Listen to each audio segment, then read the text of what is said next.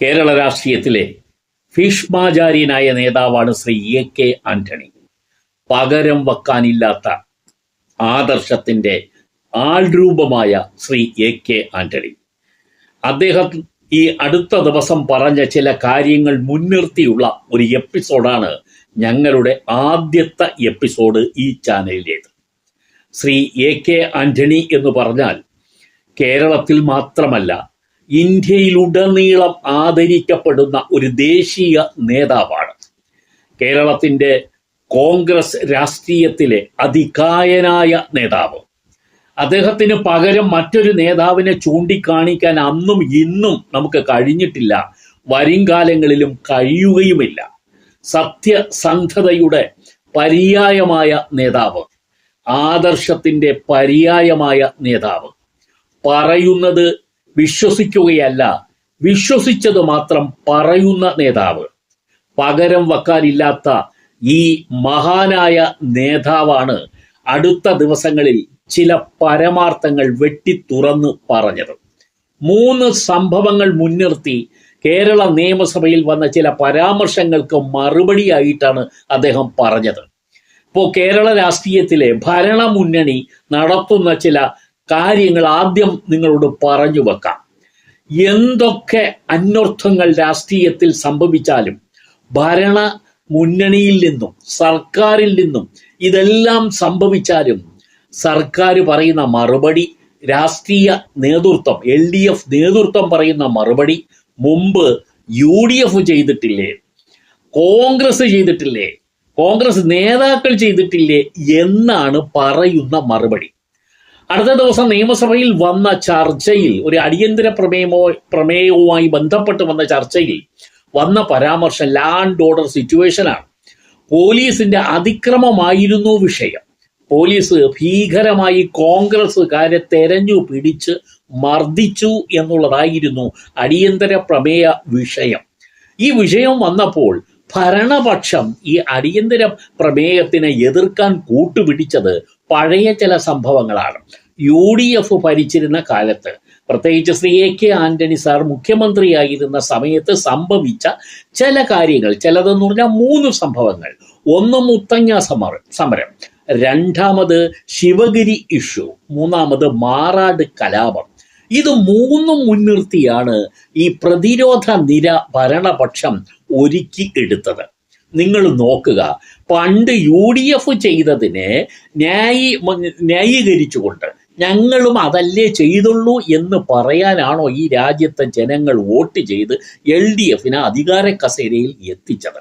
പണ്ട് UDF ചെയ്തത് അത് തെറ്റാണെന്ന് വിളിച്ചു കൂവി സമരം ചെയ്ത ആളുകൾ അതേ കാര്യങ്ങൾ, ഇല്ലെങ്കിൽ അതിനേക്കാളപ്പുറമുള്ള കാര്യങ്ങൾ ഇപ്പോൾ ഭരണ നേതൃത്വത്തിൽ നിന്നും ഭരണ മുന്നണിയിൽ നിന്നും ഭരണത്തിലേക്ക് ഭരണ ഉദ്യോഗസ്ഥരിൽ നിന്നും ഭരണപക്ഷം എന്ന് പറയാവുന്ന ഉദ്യോഗസ്ഥരിൽ നിന്നുമൊക്കെ സംഭവിക്കുമ്പോൾ മറ്റേ മുമ്പ് നടന്ന കാര്യങ്ങളെല്ലാം കൂടി ചേർത്ത് പിടിച്ച് ന്യായീകരിക്കുന്ന ഒരു ഇടതു മുന്നണി. ശരിക്കും ഇതൊരു കമ്മ്യൂണിസ്റ്റ് സർക്കാർ തന്നെയാണോ എന്ന് നമുക്ക് തോന്നിപ്പോകും. ഒരു കാര്യത്തിലല്ല, നിരവധി കാര്യങ്ങളിൽ ഈ ഗവൺമെന്റ് ചെയ്യുന്നത് ഇതാണ്. അവർ ചെയ്ത തെറ്റുകൾ ന്യായീകരിക്കാൻ മുമ്പ് ചെയ്തത് കൊണ്ടുവരികയാണ്. അഴിമതി പറഞ്ഞാൽ മുമ്പ് നിങ്ങൾ ചെയ്തില്ലേ അഴിമതി എന്നാ ചോദിക്കുക. എന്തെങ്കിലും പോയി സർക്കാരിൻ്റെ ഭാഗത്തെ വീഴ്ച ചൂണ്ടിക്കാണിച്ചാൽ നിങ്ങളും മുമ്പ് ചെയ്തില്ലേ എന്നാണ് മറുചോദ്യം.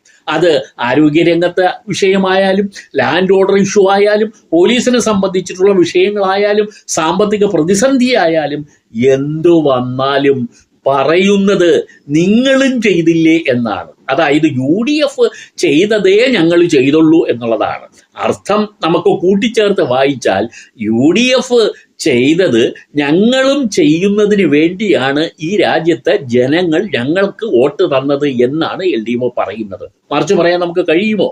ഇപ്പോഴത്തെ വിഷയത്തിലേക്ക് നമുക്ക് വരാം. എന്താണ് എ.കെ. ആന്റണി സാർ പറഞ്ഞത്? എ.കെ. ആന്റണി സാർ പറഞ്ഞത് ഞങ്ങൾ ഭരിച്ചിരുന്ന കാലഘട്ടത്തിൽ ഉണ്ടായ ഈ 3 സംഭവവും, ഒന്ന് ശിവഗിരി, മറ്റൊന്ന് മുത്തങ്ങ, അവസാനത്തത് മാറാട്. ഈ 3 സംഭവങ്ങളും നിങ്ങൾ ഞങ്ങളെ കുറ്റപ്പെടുത്താൻ ഉപയോഗിക്കുന്നു എങ്കിൽ അതിൽ ഞങ്ങൾ കുറ്റം ചെയ്തിട്ടുണ്ടോ എന്ന് അന്വേഷിക്കാൻ നിങ്ങളുടെ സർക്കാർ തന്നെ നിയോഗിച്ച കമ്മീഷനുകൾ ഉണ്ടല്ലോ. ഈ ജുഡീഷ്യൽ കമ്മീഷൻ സമർപ്പിച്ച റിപ്പോർട്ട് നിങ്ങളുടെ കൈവശം ഉണ്ടല്ലോ. ആ റിപ്പോർട്ട് നിങ്ങളൊന്ന് സഭയിൽ വെച്ചാൽ മതി. ആ റിപ്പോർട്ട് നിങ്ങളൊന്ന് പറയൂ, എന്താണ് അതിനകത്ത് ആ കമ്മീഷനുകൾ കണ്ടെത്തിയത് എന്ന് പറയൂ. നിങ്ങളുടെ കൈവശമുള്ള റിപ്പോർട്ടുകൾ നിങ്ങൾ പുറം ലോകത്തെ കാണിക്കൂ, എന്നിട്ട് നിങ്ങൾ ആക്ഷേപിക്കൂ എന്ന് AK ആന്റണി സാർ വെല്ലുവിളിയുടെ സ്വരത്തിൽ തന്നെയാണ് പറഞ്ഞിരിക്കുന്നത്. AK ആന്റണി സാർ കുറേ നാളുകളായി രാഷ്ട്രീയത്തിൽ സജീവമായി സ്റ്റേറ്റ്മെൻറ്റുകളൊന്നും നടത്താൻ വന്നിട്ടില്ല. ശരിക്കും പറഞ്ഞാൽ 2024 ശേഷം ഇപ്പോഴാണ് അദ്ദേഹം ഡയറക്റ്റായിട്ട് ഈ സ്റ്റേറ്റ്മെൻറ്റ് വന്നത്. അത് വന്നതിൻ്റെ കാരണം നിയമസഭയിൽ അദ്ദേഹത്തിൻ്റെ ഭരണകാലത്തെ പ്രതിക്കൂട്ടിൽ നിർത്തിക്കൊണ്ട് നടത്തിയ ഈ ഭരണപക്ഷത്തിലെ ചില MLA-മാരുടെ സ്റ്റേറ്റ്മെൻറ്റ് കാരണം എന്നുള്ളതാണ്. അദ്ദേഹം എണ്ണി പറഞ്ഞ കാര്യം എന്തായിരുന്നു എന്ന് പറഞ്ഞാൽ, ശിവഗിരിയിലെ പോലീസ് നടപടി ഓരോന്നും അക്കമിട്ടാണ് ആന്റണി സാർ പറയുന്നത്. അല്ലാതെ മറ്റ് നേതാക്കളെ പോലെ ഒഴിഞ്ഞു മാറിയും തന്ത്രപൂർവ്വം ചിലത് കാട്ടിയും കൂട്ടിയൊന്നും പറഞ്ഞു നിൽക്കുന്ന ഒരു പാരമ്പര്യമൊന്നും അദ്ദേഹത്തിനില്ല. സ്ട്രൈറ്റായിട്ട് പറയാനുള്ളത് പറയുക, ആർജവത്വത്തോടുകൂടി പറയുക, എണ്ണി പറയുക. അതൊക്കെ ആന്റണി സാറിൻ്റെ ശൈലിയാണ്. ആ ശൈലിയിൽ തന്നെയാണ് പ്രസ് കോൺഫറൻസിൽ, KPCC നടന്ന പ്രസ് കോൺഫറൻസിൽ അദ്ദേഹം പറഞ്ഞത് ശിവഗിരിയിലെ പോലീസ് നടപടി. എന്തിനാണ് ശിവഗിരിയിലെ പോലീസ് നടപടി ഉണ്ടായത്? നമുക്ക് എല്ലാവർക്കും, സത്യസന്ധമായി രാഷ്ട്രീയ നിരീക്ഷണം നടത്തുന്നവർക്ക് എല്ലാം അറിയാം, ശിവഗിരിയിൽ ഒരു തെരഞ്ഞെടുപ്പ് നടന്നു എന്നുള്ളതാണ്. ഈ തെരഞ്ഞെടുപ്പ് നടന്നു എന്നുള്ളത് ശരിക്കും അതിന് തുടർന്ന് നമുക്ക് പറയാൻ കഴിയുന്ന ഒരു കാര്യം, സ്വാമി പ്രകാശാനന്ദയുടെ നേതൃത്വത്തിൽ ഉള്ള ഒരു സമിതിയാണ് ഇലക്ഷനിൽ ജയിച്ചത്. അങ്ങനെ ഇലക്ഷനിൽ ജയിച്ച ഈ സമിതിയെ അധികാരമേൽക്കാൻ എതിർകക്ഷികൾ സമ്മതിച്ചില്ല. ശിവഗിരിയിലെ ഈ സ്വാമി പ്രകാശാനന്ദയുടെ അനുകൂലികളായ, പ്രകാശാനന്ദയുടെ പ്രതികൂലികളായ ആളുകൾ അനുവദിച്ചില്ല. അങ്ങനെ അനുവദിക്കാതിരുന്നപ്പോൾ പ്രകാശാനന്ദയുടെ നേതൃത്വത്തിൽ ഉള്ള ആളുകൾ കോടതിയിലേക്ക് പോയി, ഹൈക്കോടതിയിലേക്ക് പോയി. ഞങ്ങൾക്ക് തെരഞ്ഞെടുപ്പിൽ, ജനാധിപത്യപരമായി നടന്ന തെരഞ്ഞെടുപ്പിൽ ഞങ്ങൾക്ക് അധികാരം കിട്ടി, ഞങ്ങളാണ് ജയിച്ചത്. അപ്പോൾ ജയിച്ച ഞങ്ങൾക്ക് അധികാരമേൽക്കാൻ അനുവദിക്കുന്നില്ല എതിർകക്ഷികൾ. അതിനുള്ള സൗകര്യം ചെയ്യണം, അതിന് സർക്കാരിന് നിർദ്ദേശം കൊടുക്കണം എന്ന് പറഞ്ഞാണ് ഹൈക്കോർട്ടിലേക്ക് പോകുന്നത്. ഹൈക്കോർട്ടിൽ പോയപ്പോൾ ഹൈക്കോർട്ട് അങ്ങനെ തന്നെ സർക്കാരിന് നിർദ്ദേശം കൊടുത്തു. ശരിക്കും നിങ്ങൾ ചെയ്യാനുള്ളത്, ഗവൺമെൻറ് ചെയ്യാനുള്ളത്, ജയിച്ചവർക്ക് സംരക്ഷണം കൊടുക്കണം, അവർക്ക് അധികാരം ഏൽക്കുന്നതിന് വേണ്ടിയുള്ള കാര്യങ്ങൾ പരിരക്ഷ നിങ്ങൾ കൊടുക്കണം, സർക്കാരിൻ്റെ ഉത്തരവാദിത്തമാണ് കൊടുക്കണമെന്ന് പറഞ്ഞു. തുടർന്ന് സർക്കാർ മുൻകൈയെടുത്ത് ഈ ഇരു ഗ്രൂപ്പുകളെയും വിളിച്ചു കൂട്ടി ചർച്ച ചെയ്തു. 1 അല്ല 2 അല്ല 3 വട്ടം ചർച്ച നടത്തി. പക്ഷെ ഒരു രക്ഷയുമില്ല. ആ 2 പക്ഷക്കാരും അടുക്കുന്നില്ല, അവർ തമ്മിൽ ഒരു മ്യൂച്വൽ അണ്ടർസ്റ്റാൻഡിങ്ങിലേക്ക് വരുന്നില്ല. തുടർന്ന് ഈ പ്രകാശാനന്ദയുടെ നേതൃത്വത്തിലുള്ളവർ കണ്ടംപ്റ്റ് ഓഫ് കോർട്ടുമായി ഹൈക്കോർട്ടിലേക്ക് പോയി. ഹൈക്കോർട്ട് ഈ സർക്കാരിന് കൊടുത്ത ഡയറക്ഷൻസ് സർക്കാർ നടപ്പാക്കിയിട്ടില്ല. അത് കണ്ടംപ്റ്റ് ഓഫ് കോർട്ടാണ്, കോടതിയെ ലക്ഷ്യമാണ്, അതുകൊണ്ട് ഹൈക്കോടതി ഇടപെടണം എന്ന് പറഞ്ഞു. ഹൈക്കോടതി അതിലേക്ക് പ്രൊസീഡ് ചെയ്തപ്പോഴാണ് യഥാർത്ഥത്തിൽ ഒരു ജനാധിപത്യപരമായി തെരഞ്ഞെടുക്കപ്പെട്ട ഒരു ഗ്രൂപ്പിന് അധികാരമേൽക്കാനുള്ള സൗകര്യം ചെയ്തു കൊടുക്കേണ്ട ഉത്തരവാദിത്തം സർക്കാരിനാണ്. അപ്പോൾ സർക്കാർ അത് ചെയ്യുന്നതിന് വേണ്ടിയാണ് അങ്ങോട്ട് പോലീസിനെ അയച്ചത്. വെടിവെക്കാനോ ലാത്തിചാർജ് ചെയ്യാനോ ഒന്നുമല്ല അയച്ചത്. അങ്ങനെ പോലീസ് അവിടെ നടപടിയിലേക്ക് പോയപ്പോൾ സ്വാമിമാരുടെ എതിർ ഗ്രൂപ്പ് സ്വാമിമാരുടെ നേതൃത്വത്തിൽ തടയൽ വന്നു. തുടർന്നാണ് ചില സംഭവങ്ങൾ അവിടെ അരങ്ങേറിയത്. ശിവഗിരിയിൽ അതിക്രമം നടത്താനല്ല പോലീസിനെ അയച്ചത്, ആരെയും ലാത്തിചാർജ് ചെയ്യാനോ വെടിവെച്ച് കൊല്ലാനോ അല്ല അയച്ചത്, മറിച്ച് ജനാധിപത്യപരമായി തെരഞ്ഞെടുക്കപ്പെട്ട ഒരു സമിതിക്ക് അധികാരം കൈമാറുന്നതിന് വേണ്ടി, അവർക്ക് അധികാരം കയ്യേൽക്കുന്നതിന് വേണ്ടിയുള്ള ഒരു പരിരക്ഷ കൊടുക്കുന്നതിന് വേണ്ടിയാണ്. അതാണ് പോലീസ് അവിടെ ചെയ്തത്. ആ ചെയ്തത് ശരിക്കും ആരുടെ ഡയറക്ഷൻ? ഹൈക്കോടതിയുടെ ഡയറക്ഷനാണ്. കണ്ടംപ്റ്റ് ഓഫ് കോർട്ടിനെ തുടർന്ന് വന്ന നടപടികളുടെ ഭാഗമായി കിട്ടിയ ഇൻസ്ട്രക്ഷൻ പ്രകാരം ഗവൺമെന്റ് ഇടപെട്ടു. മധ്യസ്ഥതയ്ക്ക് വേണ്ടി ഒരുപാട് ശ്രമിച്ചു. നടക്കാത്തത് കൊണ്ടാണെന്ന് അത് പകൽ പോലെ എല്ലാവർക്കും വ്യക്തമാണ്. അതാണ് ശിവഗിരിയിൽ നടന്നത്. AK ആന്റണി സാറ് പോലീസിനെ ശിവഗിരിയിലേക്ക് രാഖിരാമാനം അയച്ചു. അവിടെ അത് ചെയ്തു ഇത് ചെയ്തു എന്നുള്ളത് ഒന്നും നോക്കണ്ട. യഥാർത്ഥത്തിൽ അത് തന്നെയാണ് അവിടെ നടത്തിയത് എന്നുള്ളതാണ്. ഇല്ലെങ്കിൽ അന്ന് EK നയനാർ 1996 അധികാരമേൽക്കുമ്പോൾ EK നയനാർ ഒരു ജുഡീഷ്യൽ കമ്മീഷനെ വെച്ചല്ലോ, ജസ്റ്റിസ് ബാലകൃഷ്ണൻ നമ്പ്യാർ. അദ്ദേഹത്തിന്റെ റിപ്പോർട്ടുണ്ട്. അതിൽ വ്യക്തമായും പറയുന്നു, പോലീസിൽ ചില ആളുകൾ ധൃതി പിടിച്ച് അവിടെ ചില നീക്കങ്ങൾ നടത്തി എന്നുള്ളതല്ലാതെ ബോധപൂർവം അവിടെ ആക്രമണം നടത്താൻ യാതൊരു തരത്തിലും പോലീസിന്റെ ഭാഗത്തു നിന്നുണ്ടായില്ല. 1-2 പോലീസുകാര് ഒരു ധൃതി പിടിച്ച് ചിലതൊക്കെ ചെയ്തു എന്നേ ഉള്ളൂ. 1996 ആഗസ്റ്റ് 26 ഈ റിപ്പോർട്ട് നയനാർക്ക് കൊടുത്തിട്ടുണ്ട്. അതെവിടെ? ആ റിപ്പോർട്ട് നോക്കിയിട്ട് പറയൂ. അവിടെ ലാത്തി ഉപയോഗിച്ചു, ശരി തന്നെയാണ്. ആ ലാത്തി ഉപയോഗിച്ചത് തീർച്ചയായിട്ടും ഇതിന്റെ ഭാഗമായിട്ട് വന്നു എന്നുള്ളത് മാത്രമേ ഉള്ളൂ, അല്ലാതെ അതിനപ്പുറം ഒന്നും അവിടെ നടന്നിട്ടില്ല എന്നുള്ളതാണ്. ഇനി മറ്റൊരു വിഷയം പറയുന്നത് മുത്തങ്ങ സംഭവമാണ്. മുത്തങ്ങ സംഭവത്തിൽ നടന്നത് എന്ന് പറഞ്ഞത്, അവിടെ ആ മുത്തങ്ങയിലെ ദേശീയ പരമായി പ്രാധാന്യമുള്ള ഒരു ഭാഗത്താണ് ആദിവാസികൾ കയ്യേറ്റം നടത്തിയത്. ദേശീയ വന്യജീവി സങ്കേതത്തിന് സമീപമാണ് ഇവർ കുടിൽ കെട്ടി കയ്യേറ്റം നടത്തുന്നത്, ഭൂമി കയ്യേറ്റം നടത്തുന്നത്. ഇവരെ ഒഴിപ്പിക്കണമെന്ന് കേന്ദ്ര സർക്കാരിൻ്റെ ഇൻസ്ട്രക്ഷൻ തന്നെ ഉണ്ടായിരുന്നു. എന്നിട്ടും ആ പോലീസ് നടപടി ഇല്ലാതെ അവരെ ആ ഉദ്യമത്തിൽ നിന്നും പിന്തിരിപ്പിക്കാൻ ശ്രമിച്ചു. പക്ഷേ അവരതല്ല, കയ്യേറ്റം നടത്തി കുടില് കെട്ടി ഒരു പൂർണ്ണമായ കയ്യേറ്റം തന്നെ നടത്തുന്ന ഒരു സംഭവം ഉണ്ടായപ്പോഴാണ് പോലീസിന് ഇടപെടേണ്ടി വന്നു എന്നുള്ളതാണ്. അങ്ങനെ ഇടപെടേണ്ടി വന്നത് കേന്ദ്ര സർക്കാരിൻ്റെ നിർദ്ദേശം കൂടി വന്നപ്പോഴാണ് ആദിവാസികളെ കുടില് പൊളിച്ചതും അവരെ അതിൽ നിന്നും പിന്തിരിപ്പിച്ചതും. അന്ന് ഒരു ആദിവാസി വെടിവെപ്പിൽ കൊല്ലപ്പെട്ടു, പോലീസിന് പരിക്കേറ്റു, പോലീസിന് ഒരാൾ കൊല്ലപ്പെട്ടു. ഇതൊക്കെ അന്ന് നടന്നതാണ്. ഇനി അതിനെ ചൂണ്ടിക്കാണിച്ചുകൊണ്ട് സമരം ചെയ്യുന്ന ഈ സഖാക്കൾ അധികാരത്തിൽ വന്നില്ലേ? അധികാരത്തിൽ വന്നതിന് ശേഷം നാളിതുവരെയായിട്ട് ഏതെങ്കിലും ഒരു ആദിവാസികൾക്ക് ഭൂമി കൊടുത്തോ? AK ആന്റണി സാർ ചോദിച്ചത് അത് തന്നെയാണ്. നിങ്ങൾ ആദിവാസി പ്രേമം പറയുന്നു, പക്ഷെ നിങ്ങൾ നാളിതുവരെയായിട്ട് എത്ര ആദിവാസികൾക്ക് ഭൂമി കൊടുത്തു? എൻ്റെ സർക്കാരാണ് ഏറ്റവും കൂടുതൽ ആദിവാസികൾക്ക് ഭൂമി വിതരണം ചെയ്ത ഗവൺമെന്റ് എന്ന് നെഞ്ചുറപ്പോടുകൂടി പറയാൻ AK ആന്റണി സാറിന് കഴിഞ്ഞു. അത് LDFന്റെ മുഖ്യമന്ത്രിക്ക് കഴിഞ്ഞോ, LDF നേതൃത്വത്തിന് കഴിഞ്ഞോ എന്നുള്ളത് അവര് തന്നെ പറയട്ടെ.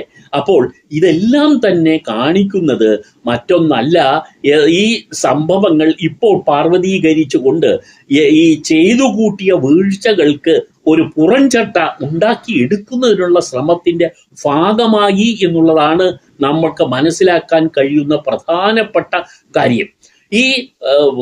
ശരിക്കും ഈ മാറാട് സംഭവമായാലും ശിവഗിരി സംഭവമായാലും മുത്തങ്ങ സംഭവമായാലും അവിടെയൊക്കെ ശരിക്കും ന്യായപരമായ നീതിയുക്തമായ ഇടപെടേണ്ടതായ സർക്കാർ മുഖം തിരിച്ച് നിൽക്കേണ്ടതല്ലാത്ത വിഷയങ്ങളാണ് അവിടെ സംഭവിച്ചത്.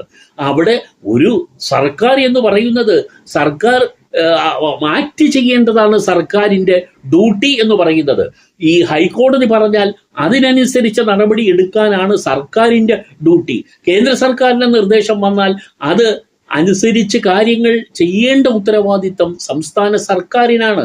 അപ്പോൾ ആ സംസ്ഥാന സർക്കാർ അതിനനുസരിച്ച് ആക്ട് ചെയ്താൽ അതിനെ ചീത്ത വിളിക്കുന്നവർ മനസ്സിലാക്കാനുള്ളത്, നിങ്ങൾ അന്ന് ഇനാക്ഷൻ ആയിരുന്നു എങ്കിൽ നിങ്ങൾ അതിനെ ആയിരിക്കും ചീത്ത വിളിക്കുക, അതിന് എതിരെ ആയിരിക്കും നിങ്ങൾ ആരോപണം ഉന്നയിക്കുക. കാരണം ഇതൊക്കെയാണല്ലോ പിന്നീടും ഈ കമ്മ്യൂണിസ്റ്റ് ഗവൺമെന്റുകൾ എക്കാലത്തും സ്വീകരിച്ചത്. അത് രാഷ്ട്രീയ നിലപാടുകളായാലും ഭരണപക്ഷ നിലപാടുകൾ ആയാലും ഇത് തന്നെയാണ് തുടരുന്നത്.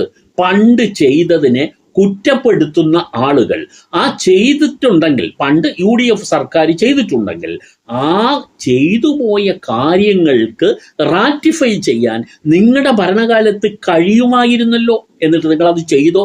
ചെയ്തിട്ടില്ല. ഇപ്പോൾ നിങ്ങൾ പോലീസിന്റെ അതിക്രമങ്ങൾ ചൂണ്ടിക്കാണിച്ചുകൊണ്ട് ഈ പ്രതിപക്ഷം രംഗത്ത് വരുമ്പോൾ, അന്ന് നിങ്ങൾ ഭരിച്ചപ്പോൾ ചെയ്തത് ഇതൊക്കെയല്ലേ എന്ന് ചോദിച്ചുകൊണ്ട് പ്രതിരോധിക്കുന്ന ഈ സഖാക്കളുടെ കാര്യം എന്ത് കഷ്ടമാണെന്നേ പറയാനുള്ളൂ. AK ആന്റണി സാർ വെല്ലുവിളിച്ചുകൊണ്ടാണ് പറയുന്നത് നിങ്ങളോട്, നിങ്ങൾ ആ കമ്മീഷൻ റിപ്പോർട്ടുകൾ പുറത്തു വിടൂ, ജനം അറിയട്ടെ അന്ന് നടന്നത്, നിങ്ങൾ തന്നെ നിയോഗിച്ച കമ്മീഷന്റെ റിപ്പോർട്ടുകൾ പുറത്തു വരട്ടെ എന്ന് തന്നെ പറയുന്നു എന്നുള്ളതാണ് അദ്ദേഹത്തിന്റെ ആർജവത്വം. അത് സത്യസന്ധതയുടെ നിലപാടുകളാണ്. നിലപാടുകളുടെ ഒരു രാജകുമാരൻ എന്ന് നമുക്ക് പറയാൻ കഴിയുന്ന കേരളത്തിലെ നേതാവാണ് AK ആന്റണി. അദ്ദേഹത്തിന് ജനം കൊടുത്തിട്ടുള്ള ഒരു റെപ്യൂട്ടേഷനുണ്ട്, ഒരു ജനകീയ അംഗീകാരമുണ്ട്. ആ അംഗീകാരത്തിനെയൊന്നും ഈ നാട്ടിൽ ഇപ്പൊ പറയുന്ന ആളുകൾക്കൊന്നും ഒരു ഇഞ്ച് പോലും തളർത്താൻ കഴിയില്ല, അതിനെ വികലപ്പെടുത്താനും കഴിയില്ല, അതിനെ മുറിപ്പെടുത്താനും കഴിയില്ല. കാരണം AK ആന്റണി ജനഹൃദയങ്ങളിൽ നേടിയെടുത്ത ഒരു പദവിയുണ്ട്. ആ പദവി അദ്ദേഹം മറ്റു ഒരു കാരണം കൊണ്ട് ഉണ്ടാക്കിയെടുത്തതല്ല. അദ്ദേഹത്തിന്റെ സത്യസന്ധതയിൽ, അദ്ദേഹത്തിന്റെ അഴിമതി രഹിത ഭരണത്തിൽ, അദ്ദേഹത്തിന്റെ സംശുദ്ധമായ വ്യക്തി ജീവിതത്തിൽ, ആദർശാനുഷ്ഠിതമായ ആ ജീവിത രാഷ്ട്രീയ ശൈലികൾ കൊണ്ടാണ് AK ആന്റണി ജനഹൃദയങ്ങളിൽ സ്ഥിരപ്രതിഷ്ഠ നേടിയത്. ആ പ്രതിഷ്ഠയേറെ ഒരിഞ്ച് പോലും വികലപ്പെടുത്താൻ ഈ നാട്ടിലെ ഒരാളിനും കഴിയില്ല. ആ മുഖത്തു നോക്കി അദ്ദേഹത്തിന് നേരെ നിന്നുകൊണ്ട് ചോദ്യം ചെയ്യാൻ ഇവിടുത്തെ എത്ര രാഷ്ട്രീയ നേതാക്കൾക്ക് കഴിയും? പകരം വെക്കാനില്ല ആ മനുഷ്യനെ പോലെ. അദ്ദേഹം ഇരുന്ന പദവികൾ ശുദ്ധിയോടുകൂടി തന്നെ ഇരുന്ന് അതിൻ്റെ പൂർണ്ണതയിൽ തന്നെ ആ പദവി ജനകീയ സംരംഭങ്ങൾക്കായി ഉപയോഗിക്കുകയും അതുപോലെ തന്നെ ആ ഭരണത്തിൻ്റെതായ ശരിയായ പ്രകടനങ്ങൾ നടത്തുകയും ചെയ്തു എന്നുള്ളതാണ് AK ആന്റണിയുടെ വിജയ രഹസ്യം. ആന്റണി സാറ് ആരുടെയും മുമ്പിൽ തലകുനിക്കാനായി ഒന്നും ചെയ്തിട്ടില്ല. ഒരു ചില്ലിക്കാശ് പോലും അദ്ദേഹം ആരിൽ നിന്നും വാങ്ങിയിട്ടില്ല. അദ്ദേഹത്തിന് അങ്ങനെ വാങ്ങാൻ കഴിയുമായിരുന്നെങ്കിൽ നമുക്കറിയാം, ഈ സംസ്ഥാനത്തെ ഏറ്റവും കോടീശ്വരനായ ഒരു രാഷ്ട്രീയ നേതാവായി അദ്ദേഹത്തിന് മാറാമായിരുന്നു. ആന്റണി ആ രാഷ്ട്രീയ നേതാവല്ല, ആ ശൈലി പിന്തുടരുന്ന ആളല്ല. അതാണ് ആദ്യമേ ഞങ്ങൾ പറഞ്ഞു വെച്ചത്. അതുല്യമായ ഒരു രാഷ്ട്രീയ പാരമ്പര്യത്തിന്റെ രാജകുമാരനാണ് AK ആന്റണി. അദ്ദേഹത്തിനെ ഡാമേജ് ചെയ്യാൻ ആരിറങ്ങുന്നോ അവർ സ്വയം ഡാമേജ് ക്ഷണിച്ചു വരുത്തുകയായിരിക്കും ചെയ്യുക. കാരണം ജനഹൃദയങ്ങൾ AK ആന്റണി ആരെന്ന് മനസ്സിലാക്കിയതാണ്. അവിടെ അവർ ആ ആന്റണി സാറിനെ ഒരു വിശുദ്ധിയുടെ രാഷ്ട്രീയ നേതാവായി തന്നെ കാണുന്നു.